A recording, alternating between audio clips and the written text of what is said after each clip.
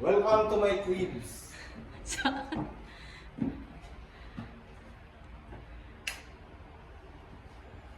Then, ito po yung bedroom namin. So, for now, is empty pa siya. So, wala pong mga gamit. So, ito lang po yung gusto namin ng pin light. And then, ito po.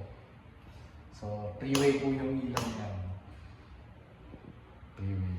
3 light. 3 color. And, yeah. So, yan po. So, wala pa kami nabibiling center light. So, going pa. Kaya yan lang muna for now.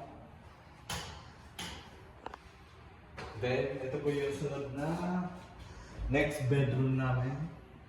Bedroom for the kids. And for the kids. For the guest room. Or for the guests. So, ito. Wala pa center light. So, yan. Isang pin light lang po in-install natin yan. So, yan pa lang. Then, waiting pa sa center Nice. light. Asa ng SM dito? Parang uulan lang. Ito sa